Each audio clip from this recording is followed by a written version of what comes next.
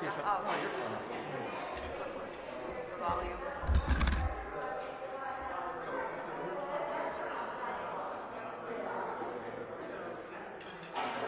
Well, should we do Twitter then? I would be doing the Yeah. notification.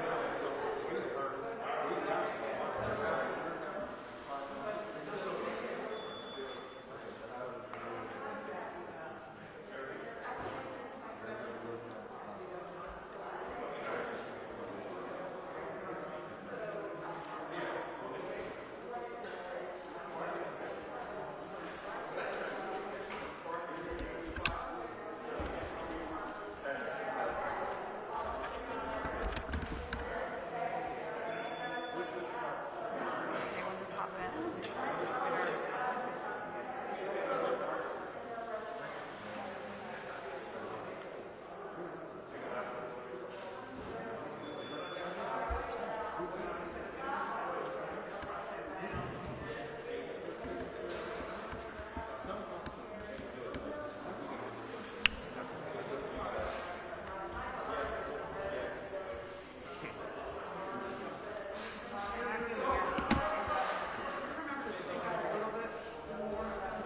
Okay. Let me just say again, good afternoon, and I wanted to come by again. This is the second day that we're providing vaccines at the Bayou Center. This is the first clinic that has been opened by the city of Houston, and quite frankly, this is the first of this scale almost anywhere in the United States. So I'm very pleased with that. Again, I want to thank Director Steve Williams and his staff and the coordinator for this project, Lakeisha Limbrick. Certainly want to thank her. And based on what I'm hearing from the people who have come through, things have been running quite well, very efficiently and smoothly, no hiccups at all.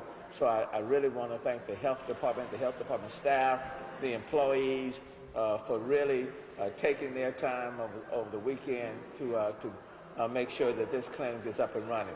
Yesterday we did more than we had projected.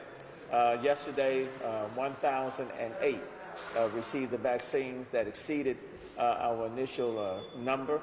Today, we're expecting anywhere between 800 to 900 to get the vaccine today.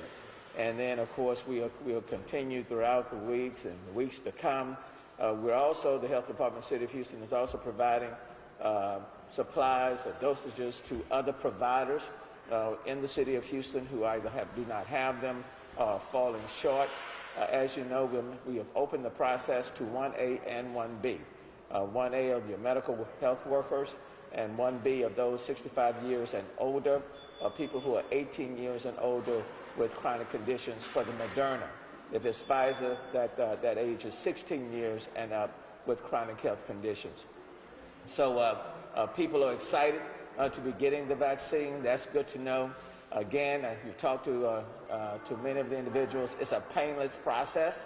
And of course, after they get the vaccine, they're having to wait anywhere from 15 to 30 minutes so that they can be monitored to make sure that there's no adverse reaction. So again, things are moving along well. The goal is to open up more sites throughout the city of Houston, and to work very closely in collaboration with the county to meet the needs of the people in our area. So the county, the city will be working very closely as we move forward, along with the other providers, as well as with our medical institutions, to get as many people vaccinated as quickly as possible. It's still my hope that at the end of next week, probably on Saturday, to set up a major mega site in the city of Houston. That's the goal, where we can vaccinate thousands of people in one setting. So we're working on that, and hopefully we can make that happen. And I know Director Williams and Lakeisha Limbrick are working on that. So hopefully an announcement will be coming in the next few days if we can pull that off. But I would love to see a mega site set up. In fact, well, let's do that, but then we need to do even more in order to really speed this process along. So I want to also make sure that we're working very closely with the state and with our federal partners, because the supplies, the quantities that we get They come from the feds to the state and then to the local units of government. Is there a reason to vaccinate people? The answer is yes, because today I'm reporting 982 cases of people who have contracted the virus. 982 for today. That brings the city's total to 121,451. And then unfortunately, 5 more people have died as a result of COVID-19. 5 more people, and we are adding to that death number 1,568. So 5 more people who have died and 982 more cases. I cannot emphasize the importance of what we have been saying over the last 8 or 9 months. Testing, testing, testing. Especially coming now on the back end of the Christmas celebrations, New Year's Eve celebrations. It is important for this coming week for people to get tested. Please get tested. Okay, I don't want the people getting vaccinated and that move to overshadow or drown out the message of testing. Testing, testing, testing. I also want to emphasize the importance of continuing to wear these masks. Please keep these masks on, social distance, using hand sanitizer. I saw a poll that said fewer people are using hand sanitizer than before, washing their hands. Every single thing that we've been talking about since March to keep people safe are the things we still need to do. And the only thing that's happening now is that we're adding another component in our arsenal, and that's being vaccinated. So please do that. Let me also again remind people about these clubs and these events at night. Please, please, I want to ask people not to be congregating and in these large gatherings and partying and all of that. That only adds to our problems. So just check your behavior because the next couple of months are going to be critical, not just for the city of Houston, but across the country. And so we certainly want to do everything we can to blunt the progression of this virus. The numbers in the hospitals continue to go up. The positivity rate continues to go up. But if we work together, if we work collaboratively, then we can blunt that upward progression, flatten it out, and then work to start bringing it down. So I'm asking for people to cooperate. I want to thank people who have responded to our request. I want to thank you so very, very much. But please bear in mind that we are not out of the woods yet. We need to get more people vaccinated, but at the same time, we need people to get tested, to keep their masks on, to engage in social distancing, and to wash their hands. Let me stop there for a moment and ask Director Williams if he wants to add to what I've already said. Thank you, Mayor. Just to emphasize the strategy that we're using as it relates to vaccinating our community, what you see here is a major vaccination site. We will continue to do that. One of the other functions that we have, since we have vaccination responsibilities for all of Houston and Harris County, is to ensure that other providers who are doing the same thing that we're doing actually have vaccine. And so therefore, what we have been able to redistribute some of our vaccine to ensure that there are actually more sites. What you will see in the coming weeks are vaccination sites that are run by the health department, located within the communities that are most at risk. We're looking at, in fact, using our health clinics as a source of vaccinations. We want to ensure that we're continuing to see those individuals, as the mayor said, who are in 1A, who are really critical healthcare providers. But as you can see, it is very important for us to start vaccinating those people that are in 1B, those individuals who are 65 years and older, those people who are 16 years and older, who have chronic conditions that are likely to suffer more dire consequences if they get COVID. Our strategy is really diverse, and we will continue to make changes as we see responses to what we're doing. Thank you. Appreciate anything you want to add? Let me just say, this is one of those times when being older is good in terms of getting the vaccine. Being 65 years and older is good, you know. That's good. So this is not the time when you want to play young, you know, when you're 65 years and older, you know. after you get the vaccine, go back to being 55. But for right now, 65 years and older is good.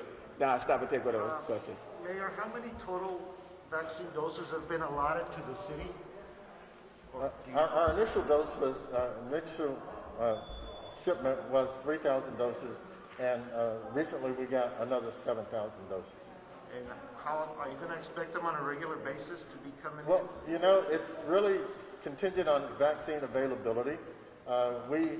Through the strategy that I just described, we expect to have used more than 50% of the vaccine that we have through, distributing to other people as well as putting shots in arms. But it really depends on availability. And starting after next week, I know that the state is going to actually look at utilization before distributing vaccines to providers. And right now, on a daily basis, you think your average is going to be? Okay. Currently, we're able to see about, during the week, about 1,400 individuals a day. And that's distributed to between a couple of sites. We expect that number to increase significantly as we expand next week. The mayor talked about this mega site. What he didn't tell you is that he expects us to do a lot more than what we're doing here. What's your name, sir? Stephen Williams. I'm the director of the health department. Yeah, because let me add to that. It has to be a seamless process, even locally between, let's say, the City of Houston Health Department, the local providers, our hospital network, and so I think that what the goal is to work very collaboratively with all of those entities, because if they're getting supplies that they are not able to get out as quickly, then I am hoping that they will pass those supplies over, and then we can really build those mega sites and utilize that and get those out, by the end of the week, let's say on Saturday. That's the goal if we work together. And so it's putting together the infrastructure to be able to say to the state and to our federal partners, look, we've got the infrastructure to go. If you get us the supplies, the vaccines, we will get them out very, very quickly. So I do want to thank the hospitals, for example, who got the initial supplies, but the goal is now to work in a very seamless way with all of the people who are getting supplies, and then to bundle them, and then to distribute them in a major mega site. That's the goal. Why won't you, it sounds like you will not have sites during this week, like Monday through Friday, is that correct? Real quick. Not city-run sites? Yeah, yes, we will. You want to respond to it? Yeah, yes, we're going to continue with this site. Our hope is actually to replicate this site in the northern part of the city, and we're looking for a site there too. We also expect to open up at least 4 sites within our public health system, within the Houston Health Department. Another strategy that we haven't talked a lot about is that we know that there are certain zip codes with high positivity rates. And what we're going to do is to seek out providers in those zip codes, including pharmacies.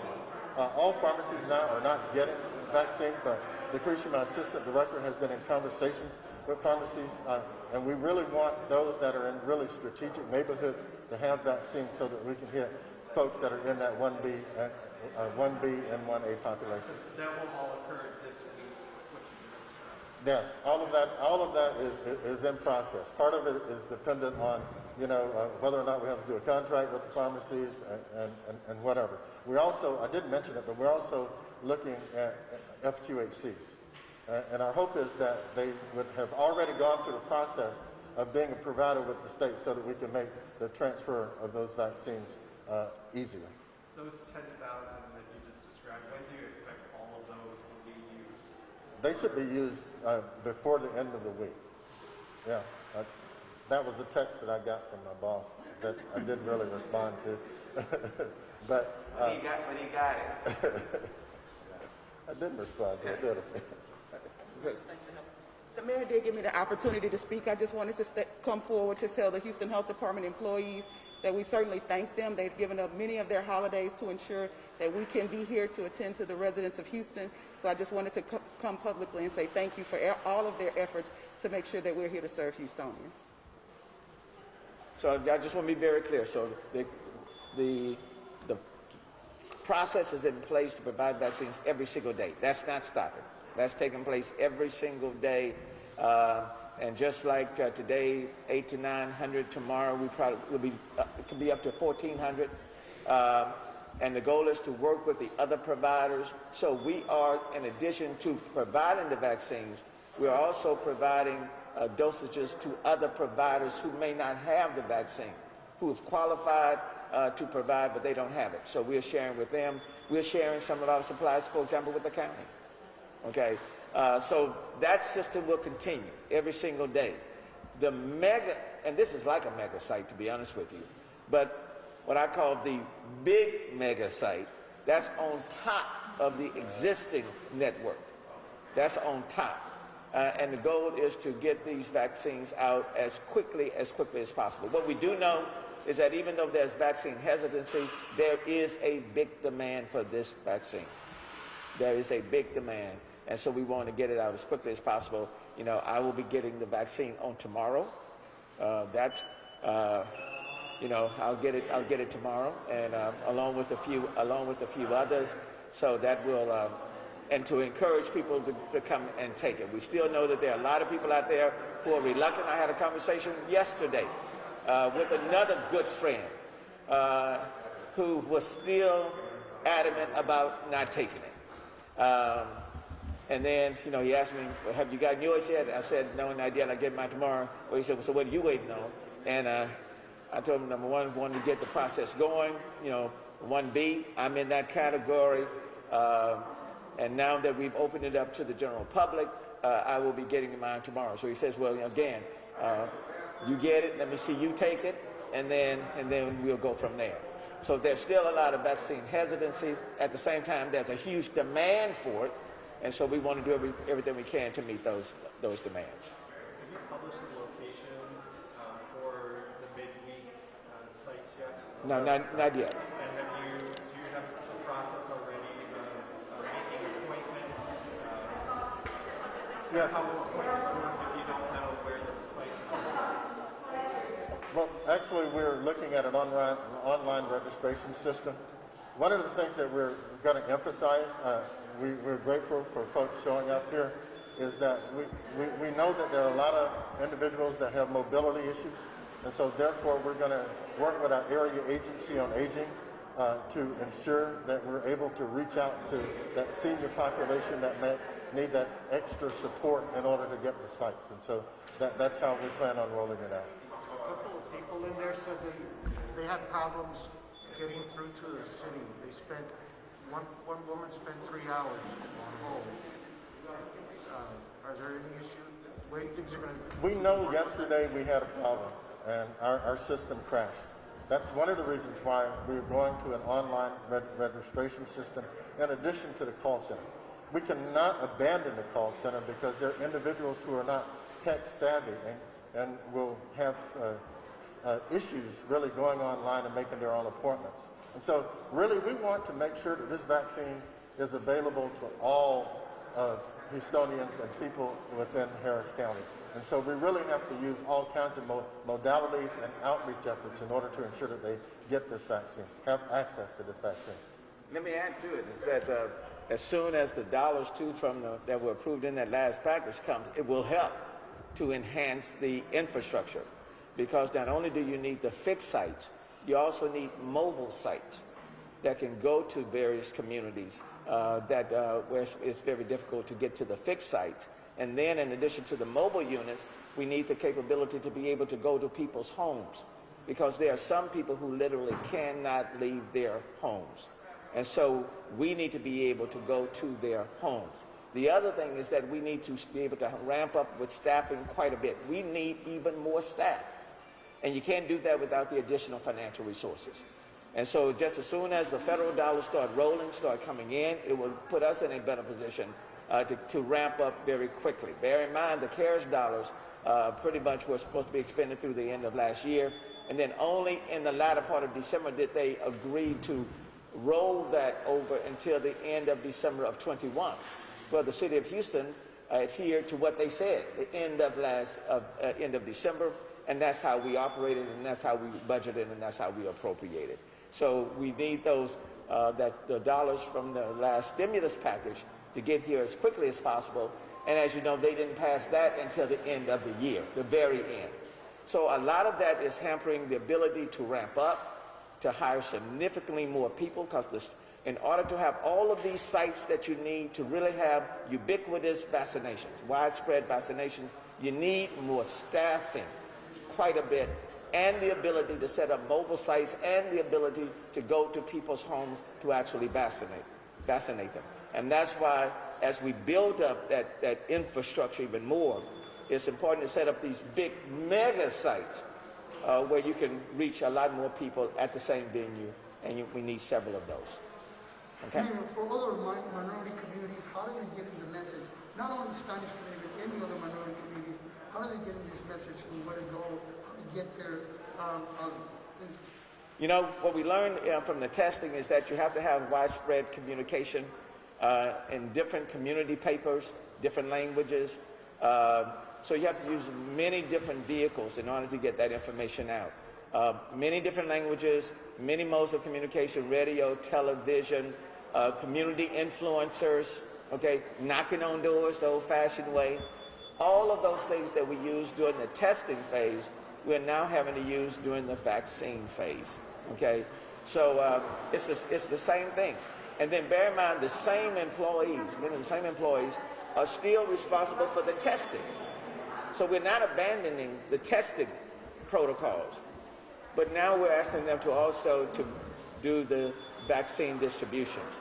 And so that's why we really have to ramp up quite a bit on staffing and then for the logistics. Okay. What kinds of staff are you talking about? Well, in this case, you need a variety of staff. If you look at this site, what you see is that you have a lot of logistical people.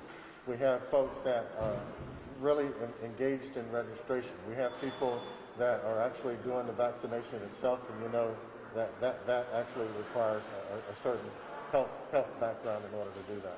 So, absolutely. What he's talking about, temporary, we're using temporary staff, but one of the things that he's referring to is that what you see on site is supported with hundreds of people that are off site.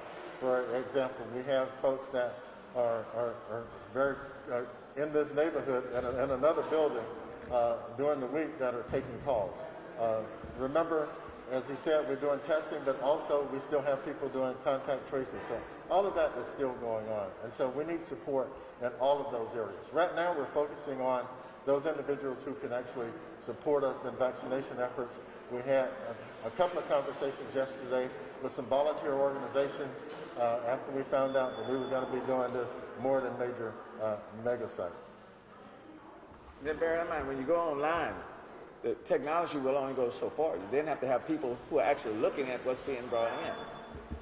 And then I want to underscore, all of the responsibilities of the health department are not put on hold. All of the other duties that they have a responsibility. There are a lot of people who are impacted by so many things that the health department are having to serve. Those needs continue to be met. So you have to literally build another sort of internal operation on top of the one that you currently have. That takes dollars. In addition, the traffic, that's been supported by HPD. Okay? That's been supported by HPD. But in the last package, stimulus package, they didn't provide any funding for HPD. So that's coming from the city of Houston. So we have to ramp up the infrastructure. We're going to get it done. And let me just say that, I'm just pointing out the challenges that we face, but we're going to get it done. Just like, for example, with this site, one of the first in the country that's been set up on this scale. And the first shipment that the city of Houston received was Monday. That was Monday. But they have ramped up quite a bit to make it happen. So we're going to get it down. I have the privilege of having some exceptional people who are very good at logistics, very good at organizing. They're very committed, and they're willing to give up their Saturdays and their Sundays in the first weekend of the new year to get it done. So people care. So I don't have any doubt about that. And I don't have to push them, very hard,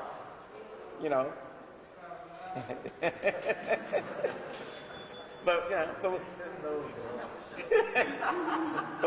How far have I you feel like gone? this infrastructure should have been put in place though, weeks, months ago, I feel like and with potentially some more federal. well, I'm gonna let Steve answer, Director Reeves answer, but I would say the money should have been provided months ago. Months ago. Federal government knew that we were going to go to, that these vaccines were coming, but you cannot pass a bill with the money in it in the very last week of the year, and then a week later expect for the infrastructure to be put in place. Cities do not operate on deficit financing. We can't borrow waiting, okay? So absolutely, I mean, I can go on and on that. And you can't fail to fund local governments. There's no money in this last bill for county and cities. None, zero. So we have a responsibility of continuing to provide for the basic services of people in the city. And at the same time, it's not just the health department by itself. The health department is supported by 22 other departments. And when the federal government failed to provide $0 for counties and cities, then you are already working against your desire to have an effective distribution program. Because counties and cities represent the last mile. You know, it's not, you don't see the federal or state government here today. These are all city employees. We represent the last mile. So when you fail to fund cities and counties, you're working against what you want. But we work to make it happen anyway. Director Williams? Well, just generally speaking about health departments, I've received probably 24 texts this morning from my colleagues around the state. And basically they're echoing what the mayor is saying now. And that is, yes, we have the know-how in public health. I mean, you see us getting the job done, but there hasn't been a significant investment in the public health infrastructure in order to do it at the scale that is needed now. And so we really lack capacity, and the only way that you can get that capacity is through the resources to hire the staff, to upgrade the technology, to make this a more smooth operation. And that's not just Stephen Williams speaking as the health department director for the city of Houston, but my colleagues around the state and around the country are actually singing that same song. Okay? Happy New Year. All right, thanks. Thank you.